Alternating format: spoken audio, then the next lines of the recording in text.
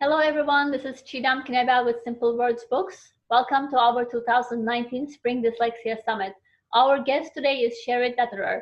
Cheri has been an occupational therapist for over 25 years. She's a dysgraphia consultant and she calls herself a developmental neuroscience geek. Her mission is to transform the lives of children by instructing the adults around them. She is also the author of Handwriting, Brain-Body Disconnect.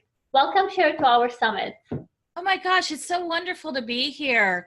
It is so nice to have met you live in person a couple weeks ago, and now you invited me onto the summit. It is a real honor and privilege. Thank you. And we have never covered dysgraphia in our previous summit, so I'm really interested to learn more about what dysgraphia is, because we do get a lot of questions, and I feel like sometimes a lot of parents and educators are a bit confused between what is dysgraphia, what is dyscalculia, and how is it related to dyslexia or any other learning differences. So maybe we can jump in and you can tell us about what dysgraphia is. Well, I think part of the reason that dysgraphia has had a lot of misconceptions is the dyslexia community has tried to incorporate it into their definitions. And really, neurologically, it's a separate neural pathway, which makes it a totally separate entity in the system. But on the same token, I understand why the dyslexia community kind of mingled it together, because reading and writing are so interconnected that it's really difficult unless you really get down to the nitty-gritty and the real pieces of the neuroscience. It's hard to distinguish where the two are different. That makes sense. So what is dysgraphia? We know it's about writing, but maybe you can tell us a little bit more. Well, put it really simply, it is difficulty writing by hand. So making those simple things like creating a letter, forming a letter, to creating a word, to a sentence, to a paragraph, they're all pieces of writing. They're all interconnected, but they use different parts of the brain to ultimately come up with what's down on paper. So as soon as you're putting a pencil to a piece of paper and you're writing, that is where the dysgraphia comes from. So I like to distinguish the difference between the reading and the writing, where the reading comes in. It's all the sensory pieces that are getting interpreted in the brain, and anything that you need to bring back out is the dysgraphia. So anything that you're putting on paper. For the simplest, it's those pre-writing skills of making a square, a triangle, a circle, etc., to the more complex, and that's writing an essay to graduate from high school or college. It's all the different levels and aspects. It gets so confusing. So what are the signs of this dysgraphia? So what should people be looking for in a child? Yeah, I'm going to go right for the book and use the book as my reference, because I don't want to miss anything for your people. But it was really nice. It really worked out nice in the book. It all ends up on page 4 of the book, everybody. So when you have a child that is writing slower than the typical student of the same age, that's one of the signs. The odd positioning of the paper, like, are they writing with that hand looking like this? Are they putting the paper at a funny position? Are they mixing their upper and lowercase letters? Are they inconsistently forming letters and numbers? Are their hands cramping? Is the organization of what the letter looks like poor and illegible? Are their thoughts unorganized and just scattered all over the place? Do they have difficulty understanding the margins on a piece of paper? How about pencil pressure? Is it too dark? Is it too light? Is it just right? Is it dark at some points and light at another? How's the spelling? Is it poor? Is it adequate? How about this one? They're intentionally watching their hand while they write. Awkward pencil grasp. Poor fine motor skills. Avoiding writing tasks. How many of our kids want to go run the other way when you say it's time to get your homework done? Yeah. Reversals. Difficulty with written expression. And the need to extend time to complete the tasks. So it does encompass everything that you go to put on paper. Okay. And I remember you were saying, which I thought was very interesting, is sometimes children can read well, but they still can have dysgraphia. I actually thought that anyone who has dysgraphia would naturally have dyslexia, but not everyone who has dyslexia would have dysgraphia. So can you explain, the information behind that? One of the questions I was getting early on in my research was, how can my child read and not be able to write? Why are they refusing to write? Mm-hmm. Which is really what led me on this path. And that is true. You can have children who are above average in their ability to read, and they're just not able to write. And that is because there is a disconnect between what the brain and what the body are doing together to create the writing path. So you can also have difficulty with reading. Most likely, if you're having the difficulty with reading, you're also going to have the difficulty with writing. Mm-hmm. However, you could be really good at drawing and still have dysgraphia. Mm-hmm.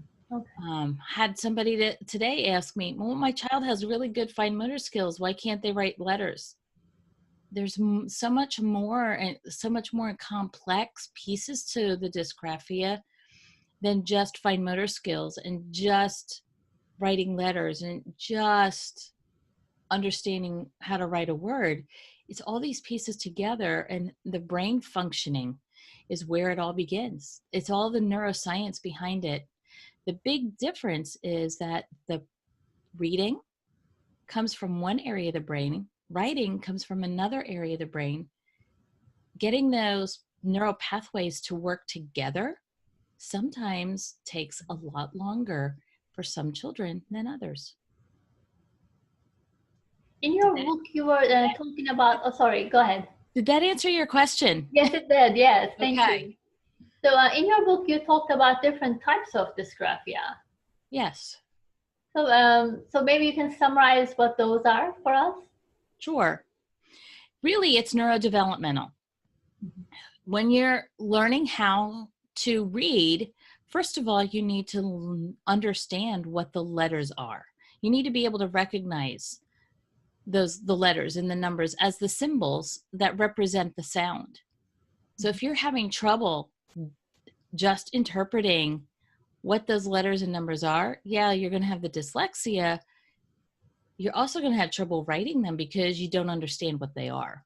Mm-hmm. So that whole visual spatial piece that goes along with the dyslexia is really prevalent with those children who are struggling with both. Mm-hmm. The next layer up is the sensory, well, that's like the sensory input. Mm-hmm. The motor output that goes along with it. I associate a lot of those kids with the referrals that I was getting in years past. I've done like 20 years of sensory processing, sensory integration research. Mm-hmm. And I realized that a lot of the referrals I was getting as an occupational therapist were really revolving around that sensory motor relationship, where they're having trouble with the visual spatial and they're having trouble with the motor. The motor also gives, when you look at the whole kid, it's that kid who can't climb on the playground. It's that kid who's walking in the hallways in circles. They're constantly touching their friends. But there's more to the story. There's another layer there, which is in memory. If they just can't recall what is going on, how are they going to remember how to write it? If they can't remember what an A looks like, how are they going to write an A? So the kids that are having a lot of memory issues have a lot of negative emotion that goes along with the memories, which creates more of the refusal. That's an emotional memory that goes along with the visual memory and the auditory memory. But it's that emotional memory that really impacts the social pieces of writing and the engagement. Those are the mechanical 3 pieces and types of dysgraphia. There's 2 other layers. The second layer is cognitive, and in those layers, there's word formation and sentence formation. Really, that is taking the mechanics and applying it to the syntax, the grammar, and all those pieces that go along with language. And then the cognitive piece, paragraph formation, is putting it all together and making it fluent and creative. Oh, those are good, the best words, you know, that whole, and making it useful to sharing with others.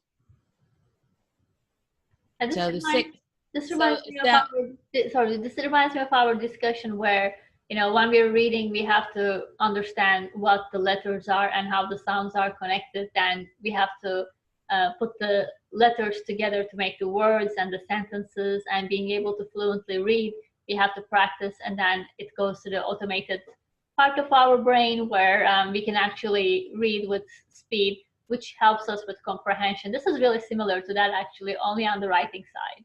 That's exactly right. It's very, very much parallel, except it's a different spot in the brain that's getting the practice and the neurological pathway that gets developed. And if you're struggling with one area, you're probably going to struggle with the other. But if you're not struggling with the reading part and you're just struggling with the dysgraphia part, sometimes it gets even more frustrating because it's much more confusing to the educators around you. Well, how come you can't write when you can read? And I've heard a term called stealth dyslexia. And when I really dig into it, I really liken it to just a misunderstanding of what dysgraphia is.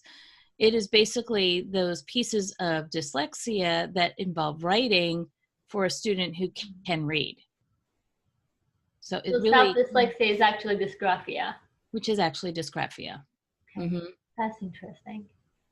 Yeah. So what are some interventions that can help the students with dysgraphia? Well, let me give you one for each one of the types. So with visual spatial, one of the things that I like to do is adjust my mazes.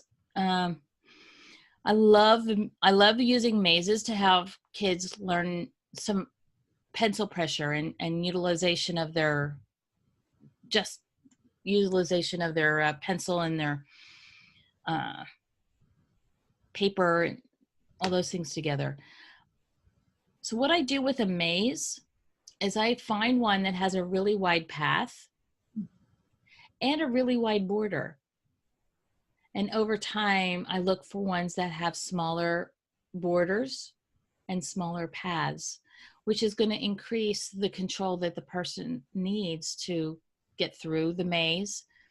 It's really visual spatial as well, because when you get those paths that are a lot closer together, it takes a lot more visual spatial understanding of what's going on to get through the maze. So it kind of blends into the motor as well. Another piece that I work on with visual spatial is just matching shapes. So really they have a lot more trouble with just knowing the different shapes, basic shapes. A lot of parquetry activities work really well with those students. When you're working with motor, really working on a lot of those sensory integration techniques will help. When I'm working on memory, that one's the most difficult because there's no tangible thing that you can grasp onto to say, do this. visual cues is where I'm at. Finding ways to have visual cues for the student during whatever the assessment is. And that's a lot of the SDI, the specialized design instruction that are created, where a lot of it they have a visual cue available. And that's to help support that emotional memory, to make it so that it's not as negative, so that they'll get the task done. When I'm working with word formation, I have a thing called a body sentence alphabet. When you're blind, you can use Braille, correct? Correct, yes. With dyslexia, you use a lot of reading accommodations. It may be the dyslexia font. It may be some training into how to work on reading better. But if you get into that point, you still have to write it down and you still are having a struggle, add motion to it. So I like to share the word enough with people, because it is one of those words that is phonetically sounds so different than the way you spell it. So when you say it phonetically, would spell it ENUF a lot of times, most of the times. But it's not spelled that way. So what I do, I'm taking off my glasses just for a moment. So we have E, which is the I, N, O, open your mouth, under your chin, making the U shape, give me your hand, high five. And what I encourage everyone to do is to make it big to start with, make that motion as large and obnoxious as possible. So by the end of the week, by the time it's time for the spelling test, all you have to do is close your eyes and think about the motion in your head. And there is a piece of your brain that you will associate motion without actually having to move.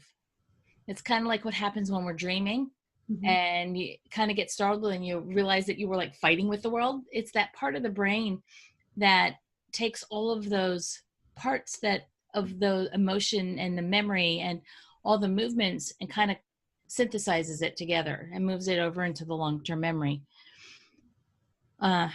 Sentence formation, I'm not teaching grammar, but when I'm working with a kid who's really struggling with sentence structure, part of what's going on is they just do not understand the parts of speech. So I go over and over and over and review parts of speech, and we use color, we use movement, we use those different kind of pathways to get that understanding of the sentence formation. And then when it comes to paragraph formation, I use a writing binder. I have adverbs available. I have adjectives available. I have nouns and verbs available in their book that they can look up a word. I'm trying to find another word for run. What could it be? What could it be? Scamper. Oh, yeah, that would work. So just having those visual cues while they're trying to create a paragraph will help them as well. So that's the 6 areas: the visual, spatial, the motor, the memory, word formation, sentence formation, and paragraph formation. So similar to OG, this actually is a multisensory approach as well. That is correct. It is very multisensory. It is really truly based on the sensory motor theory that was created by Jean Ayres. That's interesting. So, so if you can maybe talk about what kind of accommodations can be given to these students at school and maybe at home while they're doing homework, but how could parents support their children? Okay. Visual cues. Whatever they can do to reduce the need for the memory to be triggered, that they can have cues. It could be having an alphabet available, if it's alphabet.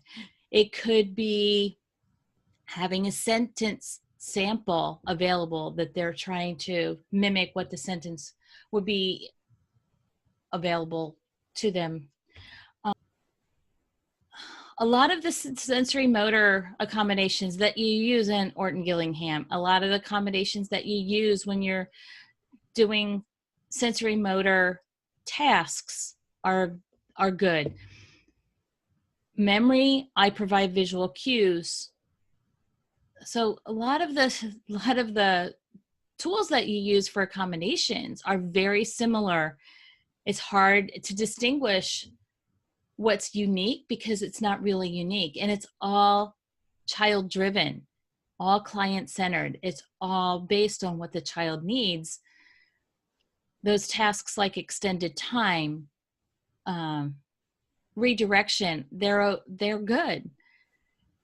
The struggles at home for a parent that's taking hours and hours and hours to get a child to complete homework, they're real. I know they are. The best thing I can say is really try to figure out where the trigger is that is creating that negative emotional memory and try to accommodate it. And how about keyboard and touch typing? Do you find that to be a useful tool as the kids get older? One of the things I believe about keyboarding is you need to work on it alongside handwriting. Mm-hmm. You cannot eliminate one to use for another. You have to have both available to the student. I also am very cursive writing. Mm-hmm. That was my next question. What do you think about cursive? I'm also very much a cursive writing advocate. All three pieces, printing, cursive, and keyboarding, are all necessary ways of communicating. They all have a different neurological pathway that they use to complete the task. All of them need to be developed for a functional child in the end. So although it's a struggle and it's a nightmare to do handwriting with a child at 8 o'clock at night when you know they have to be in bed at 8:30, it still unfortunately needs to be done so that that neurological pathway gets developed.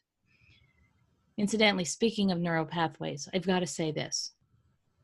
A typical neural pathway they have found in research takes around 60 days. With these kids that have the neurological disorders, that can be 10 times longer. That's 660 days. That is 2.5 years that they might take to create a neural pathway. So be patient with your child. Be patient.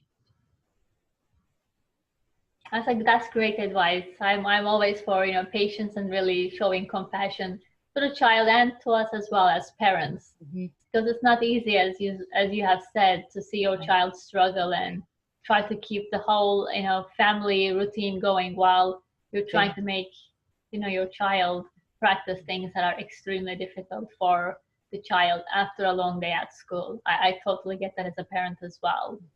The other thing that I want to say, which might come as a real surprise to your audience, is nutrition and self-care for both you and your child and exercise are so paramount. You need to have good nutrition, good hydration. You need to be exercising well. And if those things aren't getting done, you're not going to get anywhere with the neurological process.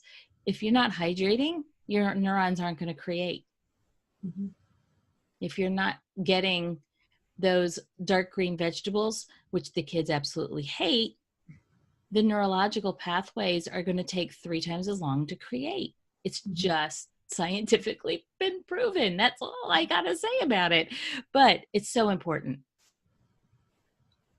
Thank you so much, Cheri, for being on our summit today. Well, thank you. So my next and last question is, where can our viewers find you and learn more about Dysgraphia? Sure. My website is dysgraphiaconsultant.com. My email is info@dysgraphiaconsultant.com. And you can find me on Facebook and Instagram as Dysgraphia Consultant. I also have a Facebook group, I'll say that again. I also have a Facebook group, Handwriting Brain Body Disconnect. And I'm on LinkedIn as well. And there is a link in LinkedIn. How's that for a tongue twister? That is reference to Dysgraphia consultant, and there's some unique articles on LinkedIn that don't get put anywhere else. So make sure you check me out there as well, because there's some unique stuff that gets on LinkedIn that I don't post on Facebook and Instagram. And I will put all those links below the interview so that they can find the links easily. Right. And I also want to say that I have a free gift for everybody who's getting to this point in the show. I am giving you that brain. I am not saying this very well today. Forgive me. I am giving away the body sentence alphabet for you for just making it this far along in the show. The part of the book that I was talking to you about with enough and creating that movement. I'm giving you that body sentence alphabet for your use. So enjoy your free gift. You have to sign up at the link that I'm going to be sharing with Shigram. Okay, well, thank you so much. Hey, you're welcome. Thank with you. all of our viewers. And I really appreciate your time for being on the summit and educating us about dysgraphia. Thank you for having me. This was wonderful.